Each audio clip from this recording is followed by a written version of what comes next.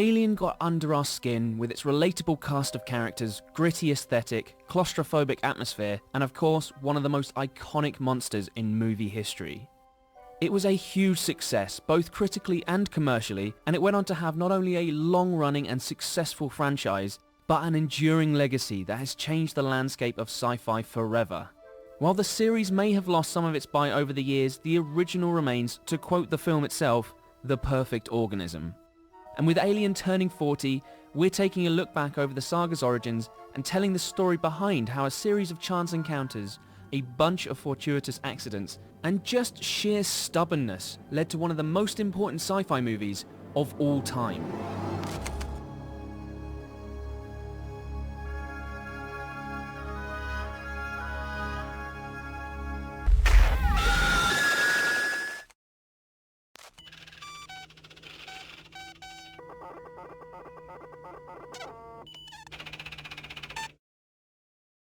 Looking back, it's easy to see what made Alien such a groundbreaking piece of cinema, but the story of how it all came together is not as clear-cut as you would imagine. In fact, it's a miracle the movie turned out as good as it did.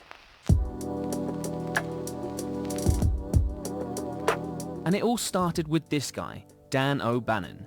In 1975, the 29-year-old O'Bannon's short-lived filmmaking career had already hit rock bottom. After writing and starring in John Carpenter's debut film, the sci-fi parody Dark Star, O'Bannon moved on to Alejandro Jodorowsky's ill-fated adaptation of Dune to oversee the film's special effects. When that project collapsed under the weight of its ballooning budget, O'Bannon fell into dire straits. He was broke, homeless, and sleeping on producer Ronald Shusett sofa, and this left him absolutely determined to write something that someone would want to make. He started kicking around ideas for a horror spin on Dark Star, and he fused this concept with another script he'd been working on that featured a B-17 bomber crew being harassed by gremlins.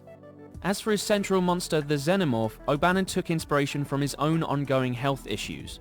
During the scriptwriting process, O'Bannon was struggling with severe stomachache, which was later diagnosed as Crohn's disease, and he channeled this into his work, conceptualizing the now iconic chestburster, which was a surrogate for the pain erupting in his stomach. He brought all these disparate elements together, and the final result was Starbeast. Yep, Starbeast. O'Bannon finally settled on the much more evocative title of Alien, after noting how many times the characters said the word during his screenplay. This first pass of the script was largely similar to the story we ultimately saw on the big screen. Space truckers get an unknown distress signal, investigate a derelict ship, facehugger, chestburster, Alien kills them all. But reaction from the Hollywood studios to this initial screenplay was mixed. B-movie legend Roger Corman and his studio were one of the few interested in producing a low-budget film. But O'Bannon passed on this offer after he was convinced by his friend, production executive Mark Haggard, to hold out for a better deal. What happened next is perhaps what saved Alien from becoming a late 70s B-movie. The story goes that Haggard handed O'Bannon's script directly into the hands of Walter Hill, director of The Warriors, right through the office window of Hill's new studio, Brandywine Productions. Haggard's timing could not have been better, as Brandywine had a first-look deal in place with 20th Century Fox, a studio that at the time were in the market for sci-fi scripts. In 1977, science fiction was the hot ticket. Star Wars and Close Encounters of the Third Kind had just released huge box office numbers, and Hollywood studios were looking to go all in on the genre. And one of these studios was 20th Century Fox, which had just seen an unprecedented level of box office success with Star Wars, and as a result they were on the lookout for new sci-fi projects, and suddenly Alien had its chance. But there was one problem. Walter Hill thought O'Bannon's script was awful. The one thing that stopped him from throwing it in the bin was the central set piece that came to define the whole movie.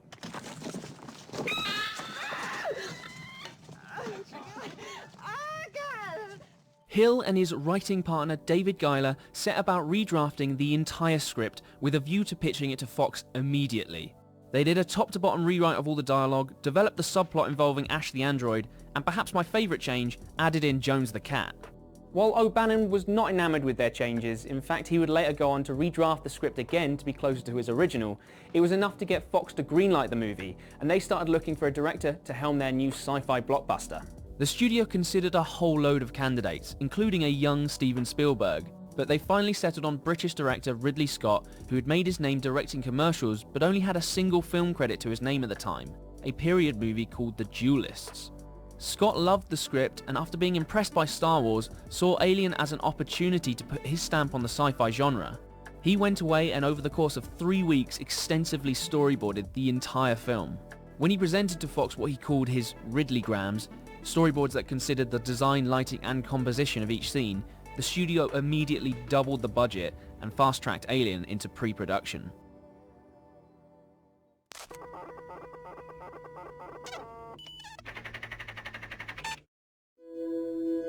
With pre-production underway, the all-important design process began in earnest. O'Bannon was hired to oversee it, and he set about creating a design dream team from the ashes of the failed Dune project.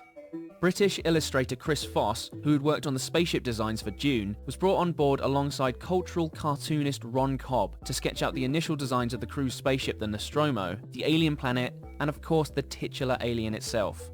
Naturally, the core design of the alien was the hardest nut to crack. Cobb, Foss and O'Bannon each took a stab at designing the monster, and their initial attempts were interesting to say the least. But it was the hiring of one Hans Rudi Giger, yet another alumni from Dune, that would prove the most instrumental to the aesthetics of Alien. One of the key design goals for Alien was to avoid the trope of the bug-eyed monster, common to films like It Came from Outer Space, and it was in Giger's 1977 work Necronomicon that O'Bannon and Scott found their solution.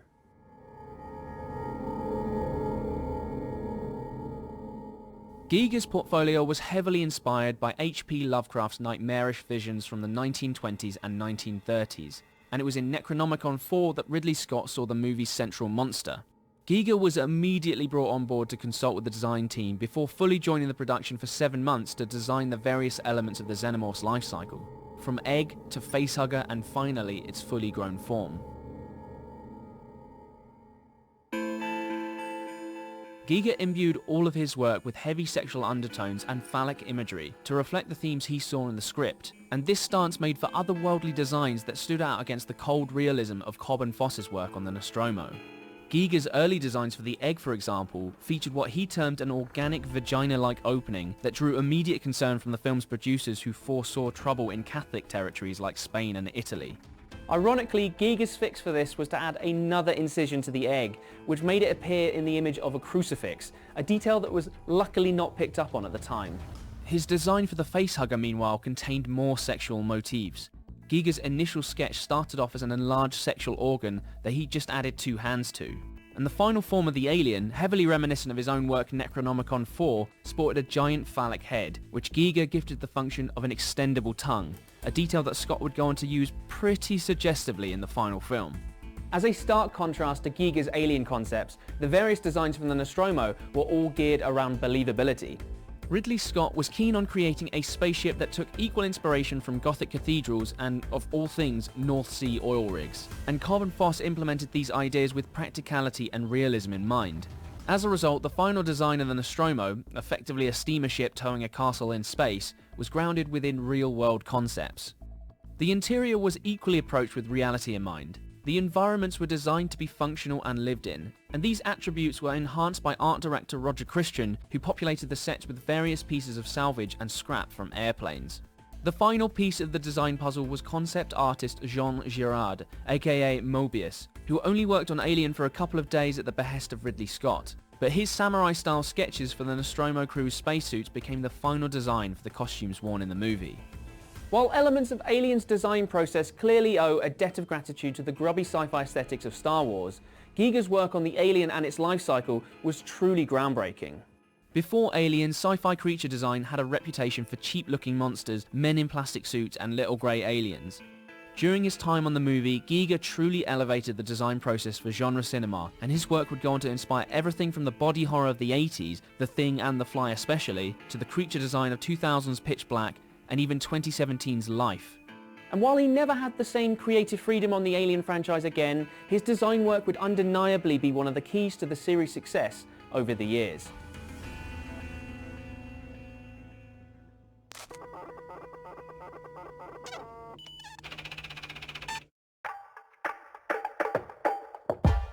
When it came to casting, O'Bannon's initial script offered up a unique perspective. His screenplay simply listed, the crew is unisex and all parts are interchangeable for men or women.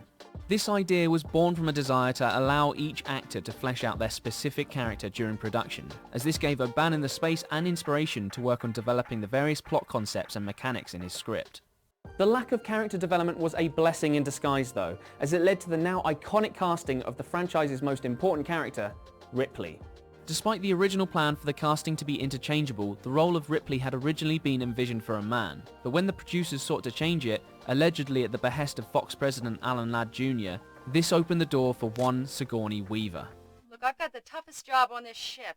I've got to put up with all your bullshit. Weaver had only starred in a single film at the time, and was by no means an established actor, but her extensive theatre experience and towering presence convinced Ridley Scott and the film's producers that they had found their star. And Ladd Jr., who had been after a more bankable star, was won over when he was reminded how successful Star Wars had been with unknown actors in the lead roles. The rest of the cast was made up of a variety of established character actors, chief among them Tom Skerritt, Yaphet Kotto, Ian Holm and John Hurt. What made this cast stand out from the rest of the horror crowd was their age. While other horror films at the time like Halloween and Friday the 13th were skewing younger, Alien skewed older. These characters were just men and women in space trying to get a job done. They felt less disposable compared to the horny teenagers of Alien's peers, and the result was a cast who the audience could relate to and sympathize with.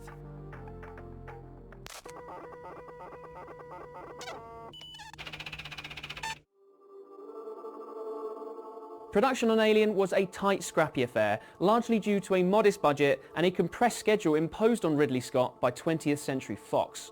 Scott, who at the time was working on only his second movie in a genre he had little to no experience in, harnessed this mentality and infused his direction with the adage that less is more. And this undoubtedly had a profound effect on how he ran the production. For the sequences set on the alien planet, Scott originally sought to shoot on location in Turkey, but was convinced to create the environment on a studio soundstage instead.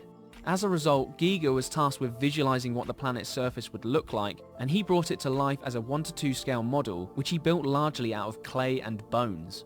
Smack in the middle of this vast set was the derelict spaceship, dubbed the Croissant by the crew, which Giger designed to look organic as if it had never been touched by humanity.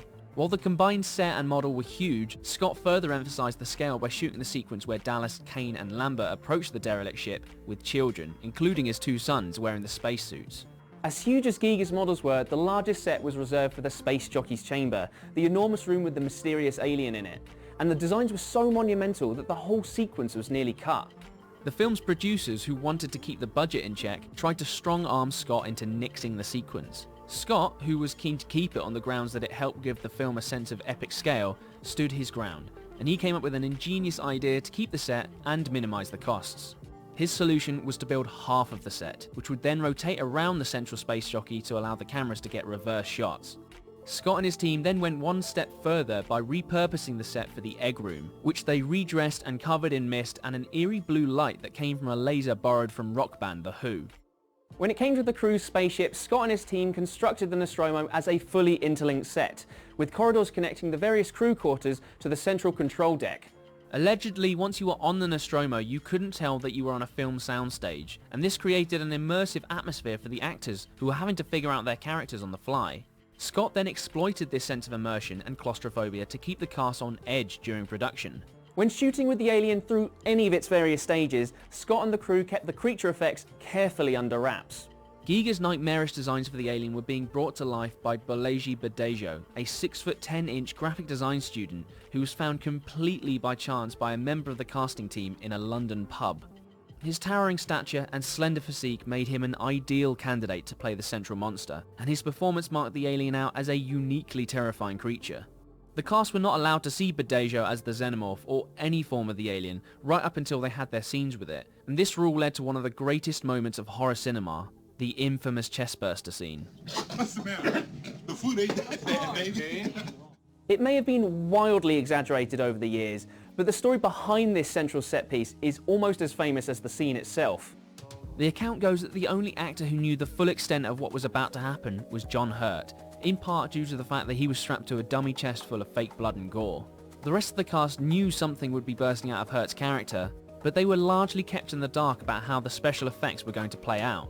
Either way, when the alien erupted from Hurt's chest, jettisoning blood and gore at the surprised cast, their reaction was vividly realistic. Veronica Cartwright was even knocked clean off her feet by a rogue spray of blood in one take.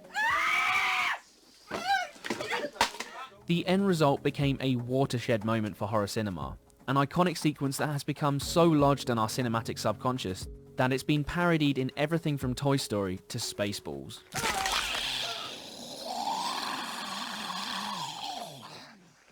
Oh no, not again. While Alien was originally supposed to end with the destruction of the Nostromo, Ridley Scott envisioned a new ending. He proposed a fourth act aboard the escape shuttle where Ripley would have one final confrontation with the alien. He pitched his idea to Fox and managed to get them to agree to give him $500,000 and a week to shoot it. His initial plan was incredibly bleak though. Scott wanted the alien to overpower Ripley, bite her head off, and record the ship's final log using her voice. This horrifying idea was thankfully nixed by the film's producers though, who wanted the alien to be destroyed at the film's conclusion, and this was the ending that Scott eventually shot. And with that, Alien finally wrapped production.